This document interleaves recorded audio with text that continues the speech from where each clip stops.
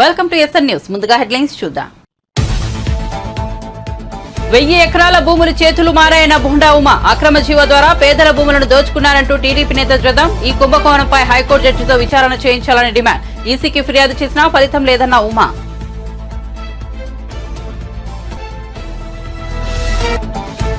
అరవై ఏళ్లు పాలించిన వారు ఏం చేయకుండానే బీజేపీ బీఆర్ఎస్ వాళ్ళు చేశారా అన్న జగ్గారెడ్డి. నాగార్జున సాగర్ బాక్రానంగల్ ప్రాజెక్టులు కాంగ్రెస్ హయాంలో నిర్మించలేని వెల్లడి. సింగూరు మంజీరా నీళ్లు బీజేపీ నేతలు తాగడం లేదా అని ప్రశ్న.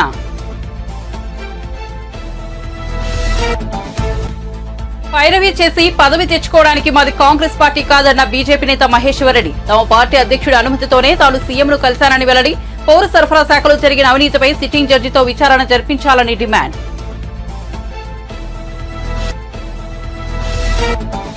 ఐపీఎల్ 17వ సీజన్లో రన్నరప్ గా నిలిచిన సన్ రైజర్స్. నిన్న జరిగిన ఫైనల్లో కోల్కతా నైట్ రైడర్స్ చేతిలో ఓటమి. కన్నీటి పర్యంతమైన కావ్యమార. నిరాశలో ఉన్న సన్ రైజర్స్ ఆటగాళ్లకు ఉత్సాహం కలిగించిన యజమాని.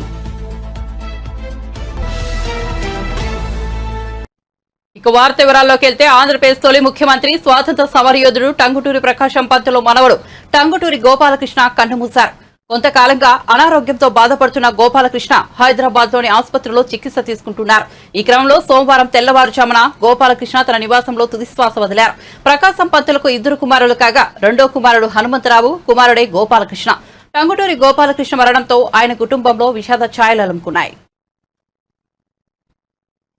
వరంగల్, ఖమ్మం, నల్గొండ పట్టభద్రుల నియోజకవర్గం నుంచి తెలంగాణ శాసనమండలికి సోమవారం ఉప ఎన్నిక పోలింగ్ ముగిసింది. ఓటర్లు క్యూలో నిలబడి తమ ఓటు హక్కును వినియోగించుకున్నారు. ఉదయం 8 గంటలకు ప్రారంభమైన పోలింగ్ సాయంత్రం 4 గంటలకు ముగిసింది. గతేడాది నవంబర్ 30న జనగాం నియోజకవర్గం నుంచి గెలుపొందిన బీఆర్ఎస్ ఎమ్మెల్సీ పల్లా రాజేశ్వరరెడ్డి రాజీనామా చేయడంతో ఉప ఎన్నిక అనివార్యమైంది. కాంగ్రెస్ పార్టీ చింతపండు నవీన్ అలియాస్ తీర్మాన్ మల్లలను నామినేట్ చేయగా బీజేపీ జి ప్రేమేందర్ రెడ్డిని నిలబెట్టగా ఏ రాకేష్ రెడ్డి బీఆర్ఎస్ అభ్యర్థిగా ఉన్నారు. జూన్ 5న ఓట్ల లెక్కింపు చేపట్టనున్నారు. నియోజకవర్గంలోని 4.63 లక్షల మంది పట్టభద్రులు తమ ఓటు హక్కును వినియోగించుకోనున్నారు. తెలంగాణలో గ్రాడ్యుయేట్ ఎమ్మెల్సీ ఉప ఎన్నికకు ముగిసిన పోలింగ్. నల్గొండ, ఖమ్మం, వరంగల్ జిల్లాల గ్రాడ్యుయేట్లో ఎమ్మెల్సీ ఉప ఎన్నిక మొత్తం 600 పోలింగ్ కేంద్రాల్లో జరిగిన ఓటింగ్. 3 జిల్లాల పరిధిలో 4,61,806 మంది గ్రాడ్యుయేట్ ఓటర్లు ఉన్నారు. ఉమ్మడి ఆంధ్రప్రదేశ్ మాజీ మంత్రి ఎర్నేని సీతాదేవి మృతి పట్ల టీడీపీ అధినేత చంద్రబాబు సంతాపం వ్యక్తం చేశారు. సీతాదేవి కుటుంబ సభ్యులకు ప్రగాఢ సానుభూతి తెలియజేశారు. నాడు ఎన్టీఆర్ కేబినెట్ లో విద్యాశాఖ మంత్రిగా సీతాదేవి తనదైన ముద్ర వేశారని చంద్రబాబు కొనియాడారు. ఆమె ఆత్మకు శాంతి చేకూరాలని ప్రార్థిస్తున్నట్లు తెలిపారు. ఎర్నేని సీతాదేవి ఇవాళ ఉదయం హైదరాబాద్ లోని నివాసంలో గుండెపోటుతో కన్నుమూశారు. ముదినేపల్లి నుంచి 2 పర్యాయాలు ఆమె ఎమ్మెల్యేగా గెలిచారు. ఆమె 2013లో బీజేపీలో చేరారు. దేశంలో సార్వత్రిక ఎన్నికల పోలింగ్ జూన్ 1తో ముగియనుంది. దేశంలో ఈసారి 7 దశల్లో పోలింగ్ నిర్వహిస్తున్న సంగతి తెలిసిందే. ఇప్పటి వరకు 6 దశల పోలింగ్ పూర్తయింది. మరొక విడత మిగిలింది. జూన్ 4న దేశవ్యాప్తంగా ఓట్ల లెక్కింపు చేపట్టనున్నారు. ఈ నేపథ్యంలో ఢిల్లీ నుంచి ప్రధాన ఎన్నికల కమిషనర్ రాజీవ్ కుమార్ సమీక్ష చేపట్టారు. లోక్సభ ఎన్నికలు, 4 రాష్ట్రాల అసెంబ్లీ ఎన్నికల ఓట్ల లెక్కింపుపై చర్చించారు. ఈసీ మార్గదర్శకాలకు అనుగుణంగా కౌంటింగ్ ఏర్పాట్లు చేయాలని ఆదేశించారు. ఏపీ ఎన్నికల ప్రధాన అధికారి ముఖేష్ కుమార్ మీనా ఈ సమీక్షకు వీడియో కాన్ఫరెన్స్ ద్వారా హాజరయ్యారు. ఇక అన్ని రాష్ట్రాలు, కేంద్రపాలిత ప్రాంతాల మాదిరే ఏపీలోనూ కౌంటింగ్ కు కౌంటౌన్ ప్రారంభమైంది. భద్రత కోసం ఇప్పటికే 25 కంపెనీల కేంద్ర బలగాలు రాష్ట్రానికి చేరుకున్నాయి. 24 జిల్లాలకు 56 మంది ఏఎస్పీలు, డీఎస్పీలను నియమించారు. నాన్ క్యాడర్ ఎస్పీలకు బందోబస్తు బాధ్యతలు అప్పగించారు. పేదలు, రైతుల భూములను అక్రమ జీవో ద్వారా దోచుకోవడం ఏంటని టీడీపీ నేత బోండా ఉమ చెబుతారు. ఇలా 1000 ఎకరాల భూములు చేతులు మారాయని ఆయన ఆరోపించారు. తక్కువ ధరకు భూములను రిజిస్ట్రేషన్ చేయించుకున్నారని తెలిపారు. ఎన్ఓసీలు ఇప్పటికిప్పుడే ఎలా వచ్చాయో తేలాలని డిమాండ్ చేశారు. ఈ వ్యవహారంపై సిట్ చేసి విచారణ జరిపించాల్సిన అవసరం ఉందన్నారు. ఈ కుంభకోణంపై హైకోర్టు జడ్జితో విచారణ చేయించాలన్నారు. ఎన్నికల కోడ్ అమలులో ఉండగా స్కామ్ జరిగితే ఎన్నికల సంఘం మౌనం వహించడం ఎందుకని ఆయన ప్రశ్నించారు. రైతుల మెడపై కత్తిపెట్టి అగ్రిమెంట్లు చేయించుకుంటారా అంటూ దుయ్యబట్టారు. సీఎస్ ఆధ్వర్యంలో వైసీపీ మాఫియా ఇదంతా చేసిందని ఆరోపించారు. ఈసీకి ఫిర్యాదు చేసినా ఫలితం లేదని బోండా ఉమ వాపోయారు.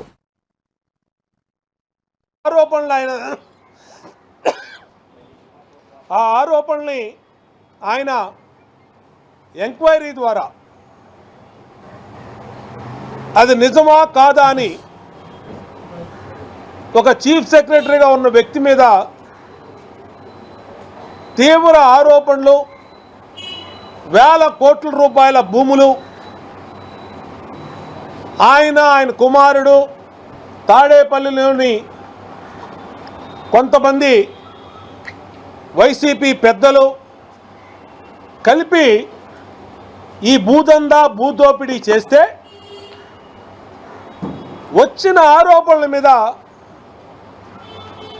ఎంక్వైరీ చేయించుకోవాల్సినటువంటి చీఫ్ సెక్రటరీ జవహర్ రెడ్డి ఆయన ఆరోపణలు చేసిన వ్యక్తుల మీద బ్లాక్మెయిల్ చేసే విధంగా మాట్లాడుతోంది. ఒక రాజకీయ నాయకుడిలాగా, ఒక పొలిటీషియన్ లాగా మాట్లాడుతూ ఉన్నాడు, సవాలు చేస్తూ ఉన్నాడు, బెదిరిస్తూ ఉన్నాడు నిజాలు వెలికి తీస్తున్నటువంటి వ్యక్తుల్ని. నేను అడుగుతా ఉన్నా జవహర్ రెడ్డి గారిని, మీరు మీ మీద వచ్చినటువంటి 596 జీవో ఏ విధంగా మీరు ఆ జీవోని అడ్డుపెట్టి ఫామ్ డి పట్టాల్ని కొట్టేస్తా ఉన్నారో వివరంగా మీడియాలో వార్తలు వచ్చినప్పుడు దాని మీద మీరు ఎందుకు విచారణ జరపలేదు? మేము అడుగుతా ఉన్నాం. ఎలక్షన్ కమిషన్ కూడా జవహర్ రెడ్డి ప్రవర్తన కానీ, ఎన్నికల సమయంలో ఆయన అధికార దుర్వినియోగం మీద కానీ అనేక సార్లు ఇప్పటికే కంప్లైంట్లు కూడా చేశాం తెలుగుదేశం పార్టీ నుంచి. కానీ ఈయన అధికార పార్టీకి ఒక తొత్తులాగా వ్యవహరిస్తూ ఈయన అధికార పార్టీ సీఎం పేషీ నుంచి సీఎం అండతో, సీఎం బంధువుల అండతో పెద్ద ఎత్తున భోగాపురం మండలంలో భూములు కుంభకోణం చేశారు. దీని మీద ఈరోజు ఢిల్లీలో తెలుగుదేశం పార్టీ కేంద్ర ఎన్నికల సంఘానికి ఫిర్యాదు చేస్తున్నాము. ఆల్రెడీ స్టేట్ ఎలక్షన్ కమిషనర్ గారికి ఇప్పటికే పలు దఫాలుగా ఫిర్యాదు చేశాం. కానీ ఎటువంటి చర్యలు తీసుకోలేదు. మళ్ళా ఈరోజు కేంద్ర ఎన్నికల కమిషన్కి స్వయంగా కలిసి లెటరు ఫిర్యాదు చేస్తున్నాము. సిఎస్ జవహర్ రెడ్డి, వైసీపీ నాయకులు, సీఎం కుటుంబ సభ్యులు, సీఎం బంధువులు దాదాపు 2000 కోట్ల రూపాయల భూముల్ని 596 జీవో నడ్డు పెట్టుకొని కుంభకోణం చేశారు. పవన్ కళ్యాణ్ ఆశించిన ఫలితం ఎన్నికల్లో రాబోతోందని జనసేన నాయకుడు కొరటాల రామకృష్ణ అన్నారు. పరిపాలన దక్షత కలిగిన చంద్రబాబు మళ్లీ ముఖ్యమంత్రి కాబోతున్నారని చెప్పారు. విజయనగరం ఇలవేల్పు శ్రీ పైడితల్లి అమ్మవారిని కొనతాల దర్శించుకున్నారు. అనంతరం మీడియాతో మాట్లాడిన ఆయన ఉత్తరాంధ్ర సాగునీటి ప్రాజెక్టులకు వైఎస్ఆర్సీపీ గాలి కొదిలేసిందని మండిపడ్డారు. పవన్ కళ్యాణ్ గారు ఏదైతే ఆశించారో, ఏ రకమైనటువంటి ప్రభుత్వం రావాలని కోరుకున్నారో, పరిపాలన దక్షత కలిగినటువంటి చంద్రబాబు నాయుడు గారిని ముఖ్యమంత్రి కావాలని కోరుకొని బీజేపీని కూడా పొత్తులో భాగస్వామ్యం చేసిన ప్రయత్నం సఫలీకృతం కాబోతా ఉంది. త్వరలోనే చంద్రబాబు నాయుడు గారు ముఖ్యమంత్రిగా ప్రమాణ స్వీకారం చేయబోతా ఉన్నారు. ఇక రాష్ట్రంలో ముఖ్యంగా ఉత్తరాంధ్రకు సంబంధించి చాలా సమస్యలు ఉన్నాయి. ముఖ్యంగా ఇరిగేషన్ ప్రాజెక్ట్స్ ఏవైతే ఉన్నాయో, ఉత్తరాంధ్ర అనేసరికి బాగా వెనుకబాటుతనానికి ప్రతినిధిగా మిగిలిపోయింది. వలసలు ఎక్కువగా ఉంటున్నటువంటి ప్రాంతం ఏదైనా ఉందంటే ఈ రాష్ట్రంలో ఉత్తరాంధ్ర. గత 5 సంవత్సరాల్లో చూస్తే ఉత్తరాంధ్ర పూర్తిగా నిర్లక్ష్యం కాబట్టది. అటు వంశధార కానీ, నాగావళి కానీ, జంజావతి కానీ, రామ్తేజ్ సాగర్ కానీ, అదేవిధంగా ఇక్కడ ఉన్నటువంటి ఇతర ప్రాజెక్టులు, ఉత్తరాంధ్ర సుజల స్రవంతి కానీ, ఈ ఏ ప్రాజెక్టులు కూడా పూర్తి స్థాయిలో చేపట్టలేనటువంటి పరిస్థితులు ఉన్నాయి. ఉత్తరాంధ్రకు సంబంధించి గత 5 సంవత్సరాల్లో ఈ ప్రభుత్వం ఇచ్చేది సుమారు 3200 కోట్ల రూపాయలు బడ్జెట్లో కేటాయించింది. వాస్తవానికి ఖర్చు పెట్టింది 500 కోట్ల రూపాయలు మాత్రమే. విజయనగరం జిల్లాలో కూడా 76% ప్రజలు వ్యవసాయం మీద ఆధారపడి ఉన్నారు. అంటే వ్యవసాయ అనుబంధమైనటువంటి వ్యవసాయ కూలీలు కూడా వ్యవసాయ పనులు లేకపోవడం వల్ల ఇతర ప్రాంతాలకు వలసలు వెళ్ళిపోయేటువంటి పరిస్థితులు ఏర్పడుతున్నాయి. రేపు కొత్త ప్రభుత్వం పొత్తులో భాగస్వామ్యంగా కూటమి ప్రభుత్వం వచ్చాక అత్యధిక ప్రాధాన్యత ఇరిగేషన్ ప్రాజెక్టులకు ఇచ్చి పూర్తి చేయాల్సినటువంటి అవసరం ఎంతైనా ఉందనేసి మేము భావిస్తూ మరి ప్రజలైతే మంచి తీర్పు ఇవ్వబోతా ఉన్నారు. ఆ తీర్పు గురించి అందరూ కూడా ఎదురు చూస్తూ ఉన్నాం. తప్పనిసరిగా మళ్ళీ మంచి రోజులు వస్తాయి. కేంద్ర ప్రభుత్వం మోడీ గారి సహకారంతో మన ప్రాంతాన్ని అభివృద్ధి పరచుకోవడానికి, రాష్ట్రాన్ని అభివృద్ధి పరచడానికి కావాల్సిన విధంగా పరిపాలన దక్షతతో చంద్రబాబు నాయుడు గారి పరిపాలన రావాలని, పవన్ కళ్యాణ్ గారి నేతృత్వంలో అభివృద్ధి కార్యక్రమాలు జరగాలని ప్రజలు ఆశిస్తున్నారు. కాబట్టి మంచి ఫలితాలు వస్తాయని కోరుకుంటున్నాం. త్వరలోనే పవన్ కళ్యాణ్ గారు ఏదైతే ఆశించారో, ఏ రకమైనటువంటి ప్రభుత్వం రావాలని కోరుకున్నారో, పరిపాలన దక్షత కలిగినటువంటి దేశంలో తెలంగాణలో 60 ఏళ్లు పాలించి వారు ఏం చేయకుండానే అంతా బీజేపీ బీఆర్ఎస్ వాళ్లే చేశారా అని టీపీసీసీ వర్కింగ్ ప్రెసిడెంట్ జగ్గారెడ్డి ప్రశ్నించారు. సోమవారం ఆయన హైదరాబాద్ లోని పార్టీ కార్యాలయంలో మీడియాతో మాట్లాడుతూ ప్రభుత్వ ఆస్తులను కాంగ్రెస్ పార్టీ పెంచితే వాటిని ప్రైవేటు వారికి బీజేపీ దారదత్తం చేసిందని విమర్శించారు. 70 ఏళ్లతో కాంగ్రెస్ ఏం చేసిందని బీజేపీ నేతలు మాట్లాడడం విడ్డూరమన్నారు. నాగార్జున సాగర్, బాక్రానంగల్ ప్రాజెక్టు నిర్మించింది కాంగ్రెసే అన్నారు. హైదరాబాద్ కు సాగునీటిని అందించేందుకు జంట జలాశయాలు నిర్మించింది తమ పార్టీయే అన్నారు. సింగూరు, మంజీరా నీళ్లు బీజేపీ నేతలు తాగడం లేదా అని నిలదీశారు. హైదరాబాద్ కు వస్తున్న తాగునీళ్లు కాంగ్రెస్ నిర్మించిన ప్రాజెక్టుల నుంచే వస్తున్నాయన్నారు. 17 ఏళ్ల నెహ్రూ కాలంలో ఎన్నో ప్రాజెక్టులు నిర్మించామన్నారు. గుండు సూది కూడా మన దగ్గర ఉత్పత్తి చేసే పరిశ్రమ లేదు. సూది కూడా మనం ఉత్పత్తి చేసే పరిస్థితిలో ఆ రోజు దేశం లేదు. అలాంటి పరిస్థితుల్లో మహాత్మా గాంధీ యొక్క నేతృత్వంలో జవహర్లాల్ నెహ్రూ గారు ప్రధానమంత్రి కావడం, ఈరోజు వారి వర్ధంతి సందర్భంలో, అదే కాకుండా చాలా సందర్భాల్లో మీడియా పరంగా మనం ఆ మధ్యలో చాలా సందర్భాల్లో చెప్పడం జరిగింది. ప్రధానంగా ఆ రోజు మహాత్మా గాంధీ గారితో పాటు నెహ్రూ గారు స్వాతంత్ర ఉద్యమంలో 16 సంవత్సరాలు జైలు జీవితం గడిపాడు. 16 సంవత్సరాలు ఈ దేశానికి జైలు జీవితం గడిపాడు. 17 సంవత్సరాలు ఈ దేశానికి ప్రధానమంత్రిగా కూడా వారు ఉన్నారు నెహ్రూ గారు. ఇది నెహ్రూ గారి యొక్క, జవహర్లాల్ నెహ్రూ గారి యొక్క చరిత్ర. అయితే ఆ రోజులలో వారు ప్రధానమంత్రి అయిన వెంటనే వారికి ఉన్నటువంటి ఎజెండా ఏంది? సాగునీరు లేదు, ఎలక్ట్రిసిటీ లేదు, కరెంటు లేదు ఆ రోజులలో.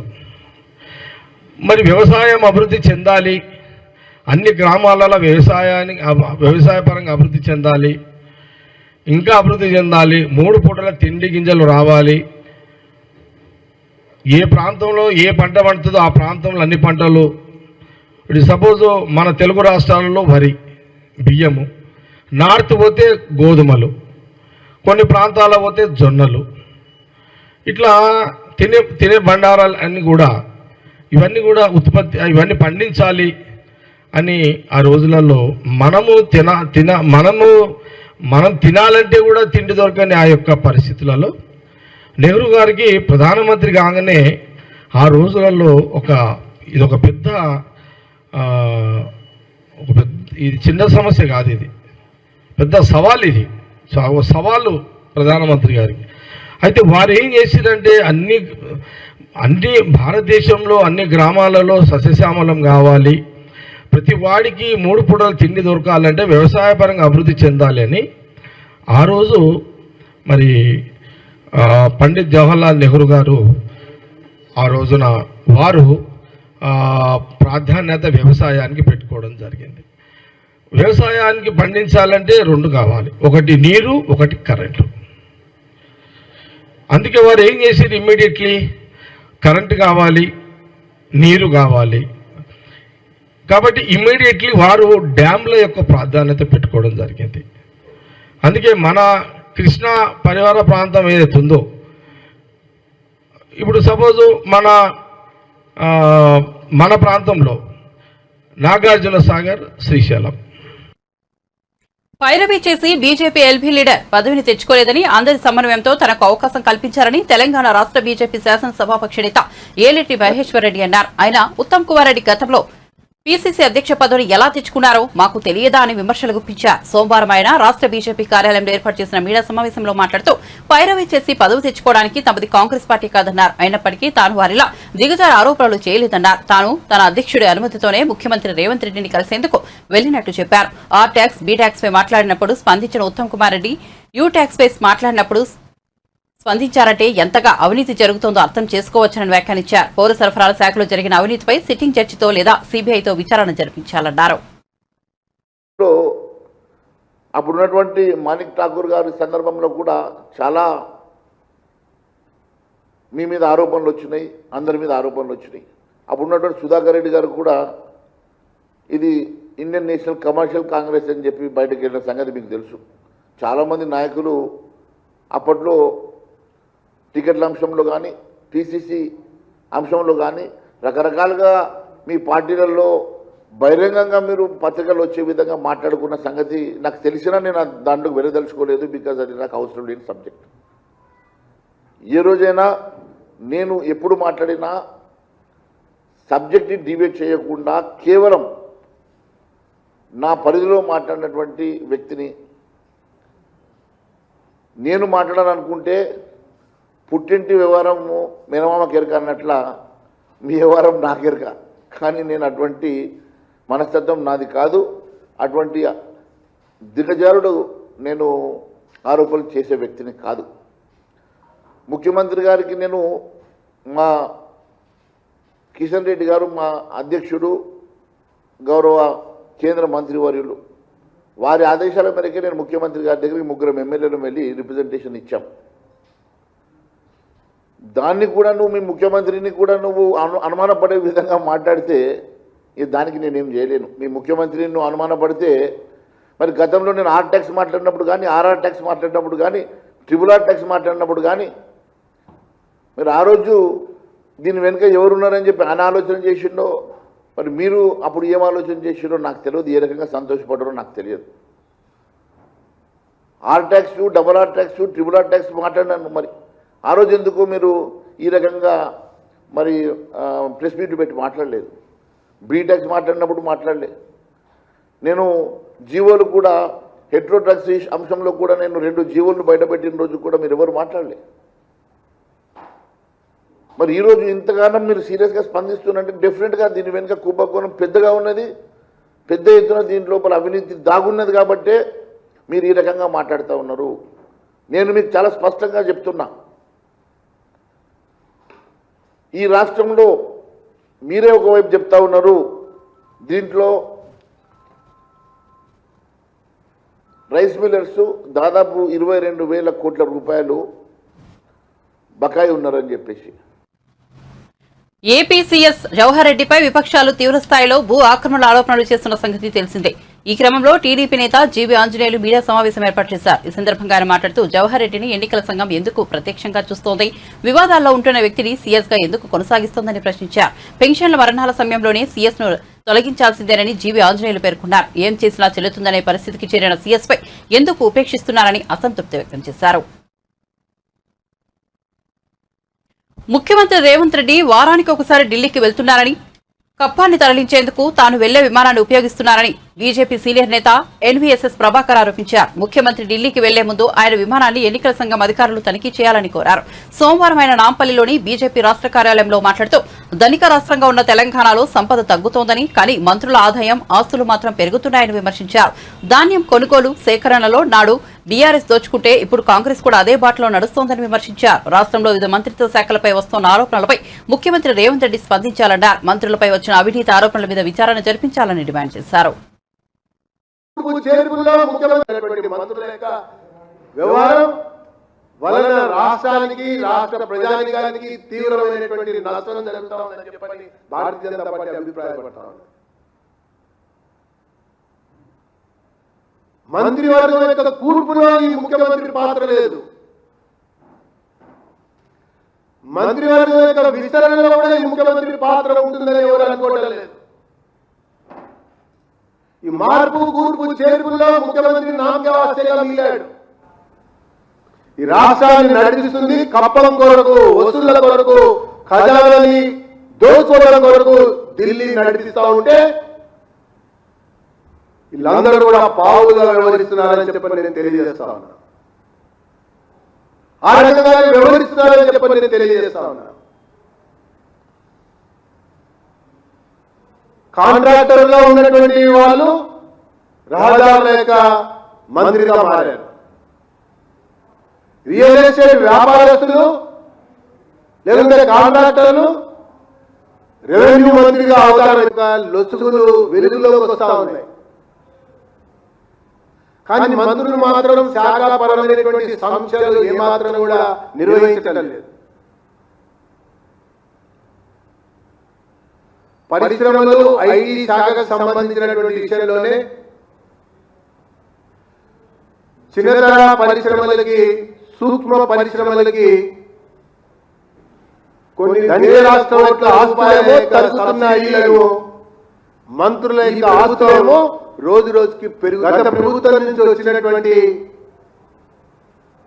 రాష్ట్ర అప్పులు పెరుగుతున్నాయి, దాటేస్తా ఉంది. జూన్ 1వ తేదీ వస్తున్నందున అధికార యంత్రాంగం మొద్దు నిద్ర వీడాలని మాజీ మంత్రి టీడీపీ నేత దేవినేని ఉమామహేశ్వరరావు సూచించారు. జగన్ నాటకంలో భాగంగా గత 2 నెలలు పింఛన్దారుల్ని ఎన్నో ఇబ్బందులు పెట్టారని ధ్వజమెత్తారు. ఏప్రిల్, మే నెలలో జగన్ నేతృత్వంలో జరిగిన దుర్మార్గపు కుట్రలో సీఎస్, సెల్ఫ్ సీఈఓ కలిసి పదుల సంఖ్యలో వృద్ధుల మరణాలకు కారణమయ్యాయని ఆరోపించారు. ఎన్నికలైపోవడంతో పాటు జగన్మోహన్ రెడ్డి కూడా పని అయిపోయినందున ఇప్పుడైనా సచివాలయ సిబ్బంది సాయంతో పింఛన్లు ఇంటి వద్ద అందజేయాలన్నారు. ప్రభుత్వ యంత్రాంగం నిద్రపోతూ ఉంది. నిద్రపోతూ ఉన్న ప్రభుత్వ యంత్రాంగాన్ని మేల్కొల్పండి, మొద్దు నిద్ర నుంచి లేపమని జాతీయ అధ్యక్షులు చంద్రబాబు నాయుడు గారి పిలుపు మేరకు 64 లక్షల మంది పెన్షన్దారులు, ఎవరైతే పింఛన్దారులు వీళ్ళందరూ కూడా 1వ తారీఖు ఉదయం 6 గంటలకల్లా తెల్లవారేసరికి మా ఇంటికి పెన్షన్ రావాలని కోరుకుంటున్నారు. గత 2 నెలలుగా జగన్ నాటకంలో భాగంగా, జగన్మోహన్ రెడ్డి కుట్రలో భాగంగా చీఫ్ సెక్రటరీ జవహర్ రెడ్డి నడిపించిన యంత్రాంగంతో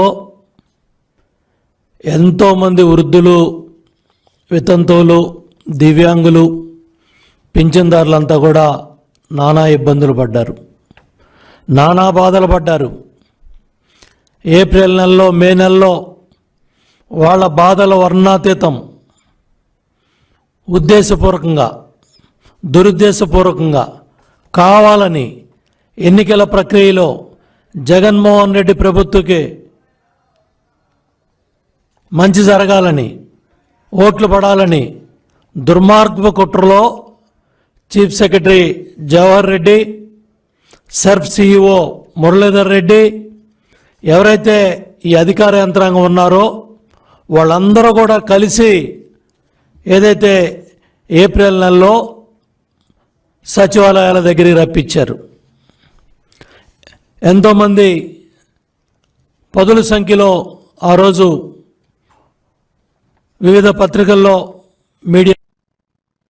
మాజీ ప్రధాని దేవేగౌడ మనవడు జేడీఎస్ ఎంపీ ప్రజ్వల్ రేవణ్ణ తీవ్రస్థాయిలో లైంగిక అఘాయిత్యాల ఆరోపణలు రావడంతో విదేశాలకు పారిపోయిన సంగతి తెలిసిందే. ప్రజ్వల్ రేవణ్ణ, ఆయన తండ్రి హెచ్డీ రేవణ్ణ లైంగిక దాడుల గురించి ఫిర్యాదులు అందిన నేపథ్యంలో ఈ కేసులను సిట్ విచారిస్తోంది. తాజాగా ప్రజ్వల్ రేవణ్ణ ఓ సెల్ఫీ వీడియో విడుదల చేశారు. ఈ కేసులో విచారణ ఎదుర్కొంటున్నారని స్పష్టం చేశారు. మే 31వ తేదీ ఉదయం 10 గంటలకు సిట్ ఎదుట హాజరవుతానని వెల్లడించారు. సిట్ దర్యాప్తునకు పూర్తిగా సహకరిస్తానని ప్రజ్వల్ రేవణ్ణ తన సెల్ఫీ వీడియోలో పేర్కొన్నారు. న్యాయ వ్యవస్థపై తనకు పూర్తిగా నమ్మకం ఉందని అన్నారు. 26ನೇ ತಾರೀಕು ಚುನಾವಣೆ ನಡೆದಂತ ಸಂದರ್ಭದಲ್ಲಿ ಅವತ್ತು ನನ್ನ ಮೇಲೆ ಯಾವುದೇ ರೀತಿ ಒಂದು ಪ್ರಕರಣ ಆಗಲಿ, ಯಾವುದೇ ಒಂದು ಕೇಸ್ ಆಗಲಿ ಏನೂ ಇರಲಿಲ್ಲ. SITನೂ ಕೂಡ ರಚನೆ ಆಗಿರಲಿಲ್ಲ. ಈ 26ನೇ ತಾರೀಕು ನಾನು ಫಾರಿನ್ ಹೋಗೋದು ಕೂಡ ಇದು ಮುಂಚೆನೆ ಪ್ರೀ ಪ್ಲಾನ್ ಆಗಿತ್ತು.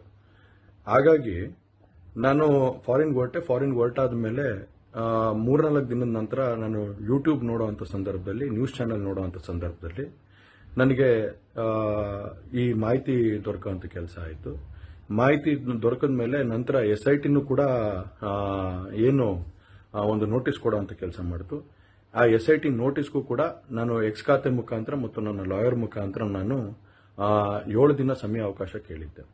7 ದಿನ ಸಮಯಾವಕಾಶ ಕೇಳಿದ ఆంధ్రప్రదేశ్లో అధికార యంత్రాంగం తీరు దారుణంగా ఉందని వైసీపీ నేత పేర్నినాని మండిపడ్డారు. టీడీపీకి అనుకూలంగా ప్రవర్తిస్తూ వైసీపీ నాయకులను వేధిస్తున్నారంటూ పోలీసు ఉన్నతాధికారులపై విమర్శలు గుప్పించారు. ముఖ్యంగా పల్నాడు, అనంతపురం, చిత్తూరు జిల్లాలో పోలీసులు తీరు తీవ్ర ఆక్షేపణీయమని అన్నారు. ఆయా జిల్లాల్లో టీడీపీని నామరూపాలు లేకుండా వైసీపీని బలోపేతం చేసిన నాయకులపై అక్రమ కేసులు పెట్టి వేధిస్తున్నారని పేర్నినాని ఆరోపించారు.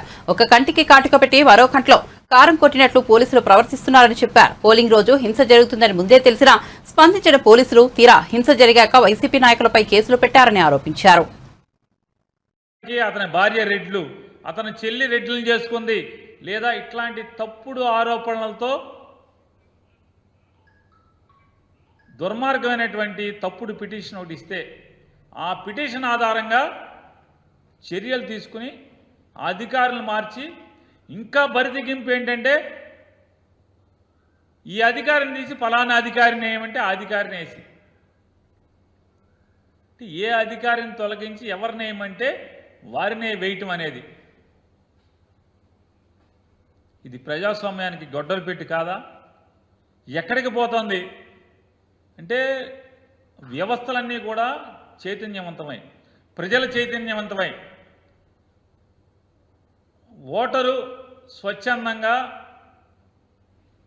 బూత్కు వచ్చి ఎవరి ఓటు వారే వెయ్యాలనేటువంటి జాగరూకత పెరుగుతున్న ఈ తరుణంలో ఇటువంటి రుగ్మతలు రావటం, ఎన్నికల కమిషన్ కనీసం ఆ రాజకీయ నాయకురాలకి నోటీస్ ఇచ్చి ఇటువంటి తప్పుడు బరితెగింపు అర్జీ నాకు రాస్తావా అని చెప్పి కనీసం నోటీస్ ఇవ్వకపోగా ఆవిడ చెప్పిన ప్రతి పోస్టింగ్లు వేయటం, ఉన్న అధికారులను తీసేయటం ఒక ఎత్తు అయితే, ఇవాళ రాష్ట్రంలో మరీ ప్రత్యేకించి పలనాడు ప్రాంతం, అనంతపురం ప్రాంతం,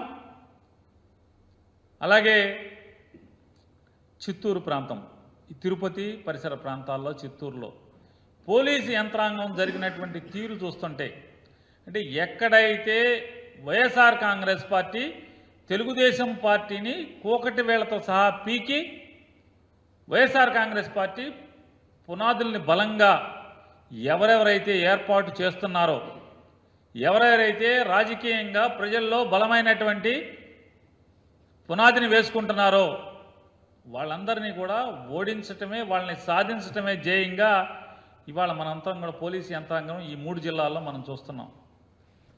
ఈరోజు ఐపీఎల్ 17వ సీజన్లో తమ విధ్వంసక బ్యాటింగ్ విన్యాసాలతో సరికొత్త టీ20 క్రికెట్ను ఆవిష్కరించిన జట్టు సన్ రైజర్స్ హైదరాబాద్ తొలి పవర్ ప్లేలో 100 పరుగులు అవలీలగా చేసి రికార్డుల మూత మోగించి సన్ రైజర్స్ ఫైనల్లో నిరాశాజనకమైన ఆటతీరు కనబరిచింది. నిన్న రాత్రి కోల్కతా నైట్ రైడర్స్ జరిగిన ఐపీఎల్ ఫైనల్లో సన్ రైజర్స్ హైదరాబాద్ ఘోరంగా ఓడిపోయింది. తద్వారా రన్నరప్ గా సరిపెట్టుకుంది. సన్ రైజర్స్ యజమాని కావ్య మారన్ అయితే దీన్ని పరాజయం కంటే పరాభవంగానే భావించారు. మ్యాచ్ పూర్తి కాగానే కన్నీటి పర్యంతమయ్యారు. అంత బాధలను ఆమె తమ ఆటగాళ్లను ఓదార్చిన తీరు అందరినీ ఆకట్టుకుంది. డ్రెస్సింగ్ రూమ్లకు వెళ్లిన కావ్య మారన్ నిరుత్సాహంతో ఉన్న తమ ఆటగాళ్లను ఉత్సాహపరిచేందుకు ప్రయత్నించారు.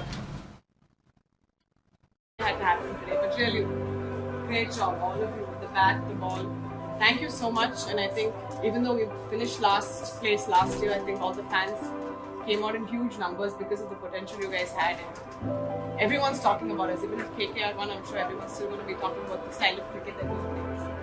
Thank you guys, take care. Don't look like this. Don't look like this. We played the finals, it wasn't just any other game. I mean, 9 other teams are watching us tonight, so thank you so much. Thank you guys, take care. I'll see you soon. Thank you. Bulletin ముగించే ముందు headlines మరోసారి చూద్దాం. 1000 ఎకరాల భూములు చేతులు మారాయన్న బోండా ఉమా. అక్రమ GO ద్వారా పేదల భూములను దోచుకున్నారంటూ టీడీపీ నేత జ్వదం. ఈ కుంభకోణంపై హైకోర్టు జడ్జితో విచారణ చేయించాలని డిమాండ్. ఈసీకి ఫిర్యాదు చేసినా ఫలితం లేదన్న ఉమా.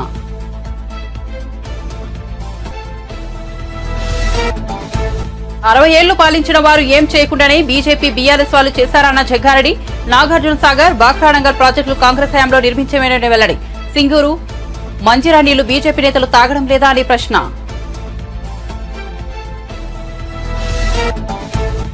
పైరవీ చేసి పదవి తెచ్చుకోవడానికి మాది కాంగ్రెస్ పార్టీ కాదన్న బీజేపీ నేత మహేశ్వర్ రెడ్డి. తమ పార్టీ అధ్యక్షుడి అనుమతితోనే తాను సీఎంను కలిశారని వెల్లడి. పౌర సరఫరాల శాఖలో జరిగిన అవినీతిపై సిట్టింగ్ జడ్జితో విచారణ జరిపించాలని డిమాండ్.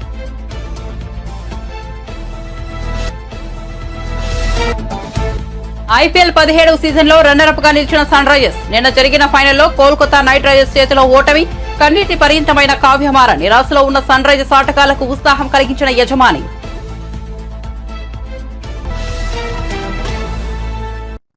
మరిన్ని అప్డేట్స్ కోసం చూస్తూనే ఉండండి SN న్యూస్.